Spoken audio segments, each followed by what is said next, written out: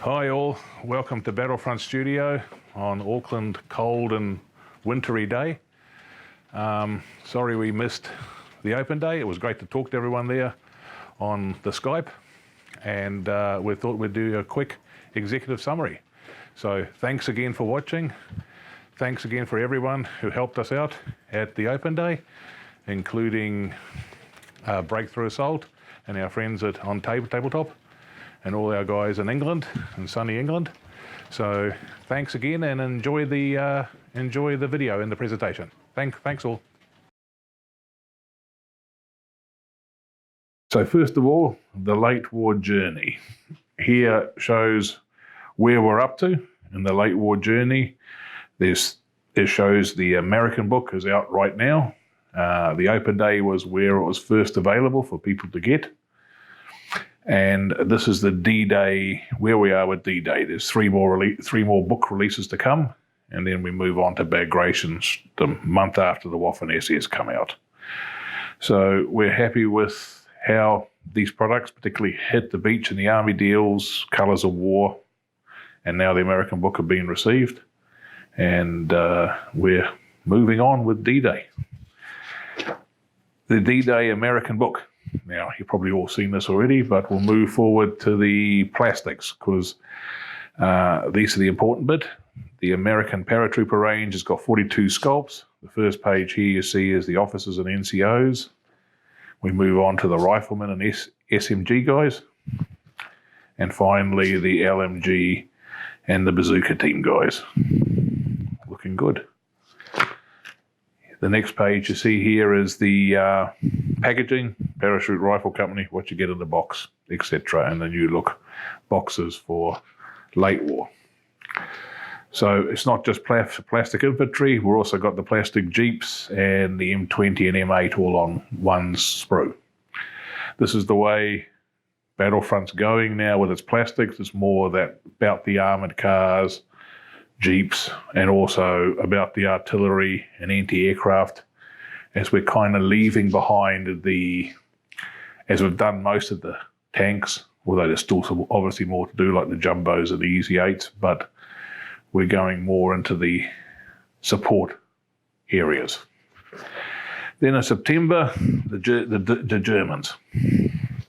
As you see on the force diagram, you get the beach guys, which are the average troops, and then you got the Fallschirmjäger, which is the super guys, and of course all the counterattack Panzer guys. You got the armored Panzer Grenadiers, the regular Panzer Grenadiers, and my personal favorite, the reconnaissance guys. So also the Tigers, the new Panther A model, and the Panzer IV. Fallschirmjäger Company. Kitchen sink troops, fearless, veteran, careful, won't let you down. Here's a great picture of them fighting some American infantry with their Stug support. So let's talk about the German Fallschirmjäger and the plastic range that's coming out with this book. There's 52 sculpts in the range, so basically everything. The first page here is the officers and the non-coms. This page here now has the riflemen and the specialist guys with their Panzerschrecks, Panzerfausts, and flamethrowers. And the next thing we see here is the Panther Tank Company, the new plastic Panther with a Zimmermann on it. If you have a look at it here, 5 Panthers for 55 points. Just remember that. So that's what late war means. And the beast itself, looking good. And my favorite, the Reconnaissance Company. So the two on the right side of the page, the Puma and the 234, they're out already, and the other 4 on here, they're in the new plastic sprue. So everything you need for all those. If you can see down here, my reconnaissance guys are fighting some American paras. If you go to the next page shows you the renders for these. So you got the 250 with a 7.5, the 8cm, and the 250 MG, which also has a 37mm option. Also the 88 on the cruciform. pack 43. So, which I have in the office here. It's a lovely little kit. The final page is the back of the book, which is part of the catalogue. You see 8 pages of the catalogue here. And the interesting bit here, everything is plastic. And this is where Battlefront's going more and more with our plastics. Okay, February, the British come out. This is the new artwork. The first time people have seen this artwork, I think. So, Firefly fighting through the bocage. The British Paras, 39 sculpts. All the choices here. You got the officers and the NCOs again. The riflemen on the next page. And then the specialist weapon guys. Now, you'll notice these guys have got slightly smaller noses. The reason the other ones have the bigger noses is for the moulding process for the plastic. These guys are going to go to a different moulding plastic. We're going to go back to hard plastic. So these guys look a bit different because the way we prepare figures is different for every process. So these guys are looking good. My favourite figure is the guy on the top there, second from the left. He's looking straight at you, telling you to buy British infantry. And the last ones here are the gun crews. And I think there's a Jeep guy there as well. Plastic guns, 40mm Boffers, 17-pounder. The British get their plastics. This is the first book. If we can get the Crusader AA done in plastic, which is tight, this book, other than the airplane, will be all plastic. This is the first book that Battlefront will done. Is basically all plastic. Okay, then the other side of that artwork is the bad boys at D-Day. The Waffen SS. They come out in April. Now, the SS forces are aggressive.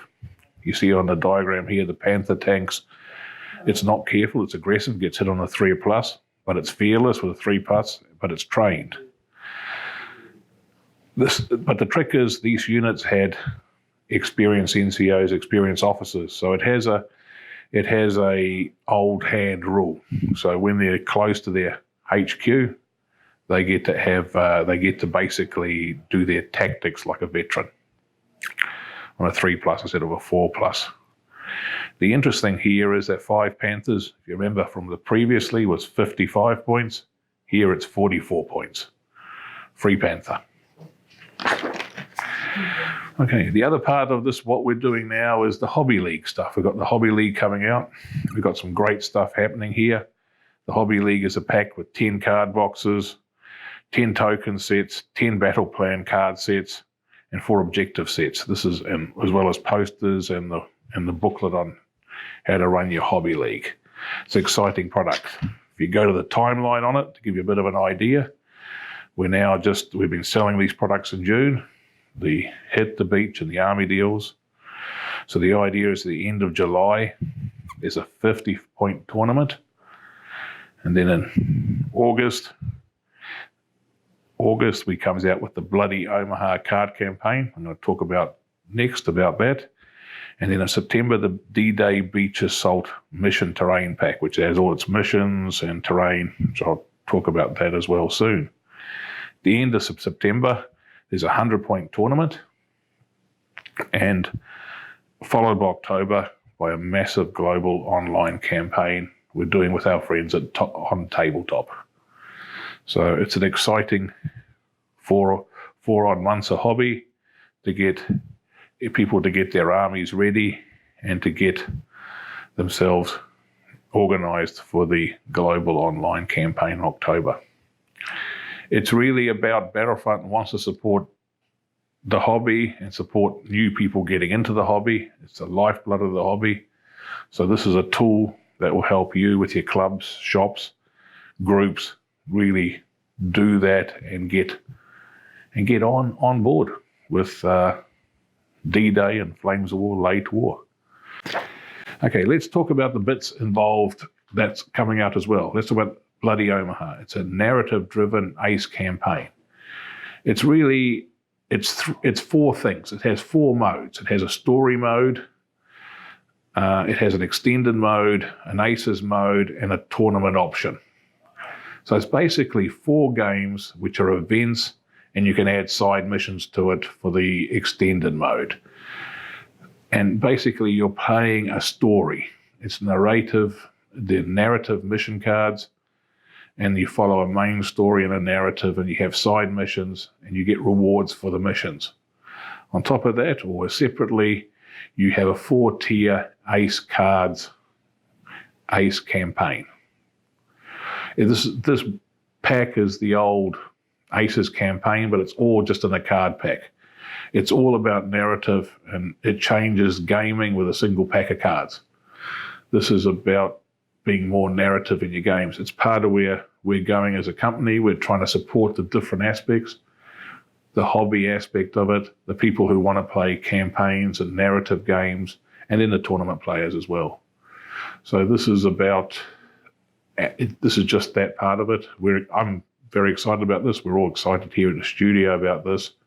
If it pans out, we'd like to see a Khan one or a Breakthrough one or Operation Dragoon. So these are the options that people can carry on and get excited about games. We move on. There's another thing we're doing is the Beach Assault Mission Terrain Pack. This is the first one of these mission terrain packs. It's got a beach mat in there, 4-foot wide beach mat in there, 5 cardboard punch-out sheets, which give you everything you do to run a beach campaign, unit cards, and a mission and rules booklet. This is a D-Day in an A4 envelope, basically. You can pull this out. I'd pull this out on June the 6th and have a game and put it back. It's for us who we'd like to do something for D-Day, but having full boards and everything is just that step too far. You can still get the resin bits, you can get all the bunkers, but this is just an easy way to play beach landing games. It's an easy way to take it with you to a club or a shop in an A4 envelope. Everything you need here to do beach landings. The next one of this is going to be with the British book, and that's going to be, we've got some great 3D cardboard design bocage and the same sort of thing, some bocage rules that comes with it. So again, another new innovation for us, I think, in a new direction. So we're not just about, it's different ways to play Flames of War. Of course, we're not forgetting tournaments, events. Our events website's very important. It's designed to help tournament organisers spread the word. Sign up your tournaments, sign up your events. And coming real soon, as soon as we can get the code written, organisers that log events will be able to gain free access to everything in Forces for a 30-day period. So to help the organisers do things better. Carrying on with the journey story, where if you're able, follow the big 4 of Late War, the guys in the studio. This is 4 guys doing something. All the studios evolved, but there's basically been driven through these 4 guys.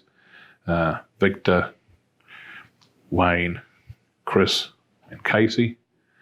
American, Germans, Brits, and Soviets, as you can probably recognize by the photos, but they're doing lots of stuff. So come to Instagram, have a look what they're doing.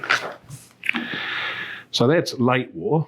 Let's now talk about mid-war and where we're at with mid-war. That's where we're currently at, but we haven't forgotten mid-war. It's still an important period for us.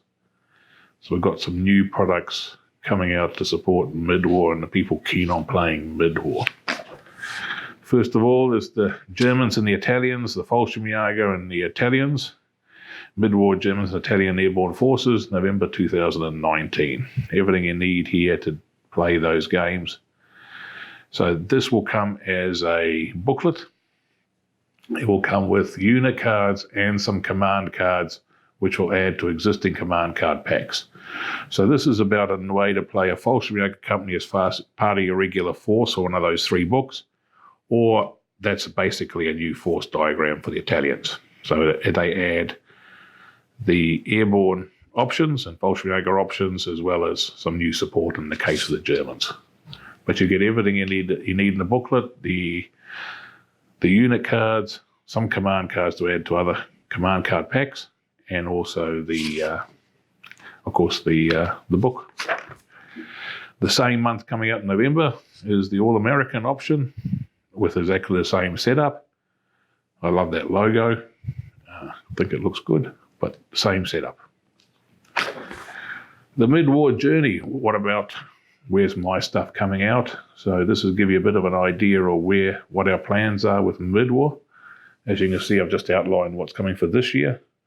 Next year, we're doing the same thing with the Brit Paras, and then we head to the Eastern Front. The Finns, the Hungarians, the Romanians, and then I suppose the Far Eastern Front, Japanese, US Marine, and something I've always wanted to do, the Pacific Commonwealth. So that's your mid-war journey laid out. That's it for Flames of War. Let's talk about Team Yankee. As you can see, a massive change.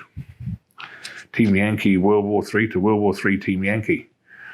It is about the new rulebook. It is about also expanding the period and moving the period on. The war's carried on. Our war that we've started with Team Yankees carried on, and so it's a full-blown World War III war now. So it's just about expanding the storyline, really. This is coming out December 2019 with the new rulebook, V2, but it's really Flames of War V4. So those two books will be aligned. Coming out also in December is the British. Basically a black and white of the artwork. And the Challenger. The picture here, the render here on this page is the earlier Challenger, and then you got the up armored Challenger on this page. Coming also is two versions of the Warrior. Again, so we're set up for the Gulf War on both these versions. Coming out also is the Fox. So armoured cars aren't just for Flames of War, they're for Team Yankee as well. And we'll do lots more of these. So here's the little Fox. As well as artillery, we've got the M109, and we haven't got renders for it yet, the MLRS, the rocket system. What about Fate of a Nation, Vietnam? We're going to, so we got before Team Yankee, before World War III, there was a Cold War part of World War III. We're talking about the 70s here, Fate of a Nation, happened, Nam, and we're going to start with doing some stuff with Checkpoint Charlie, which brings in the European forces into that same period, so they're point matched. These will come out as PDFs with cards, and eventually, hopefully, come in together with a book. We're starting with the Soviet forces first. So I hope that all gives you an idea of where we're going to. Thank you for listening, and thanks again, and have a great time. Take care. Bye-bye.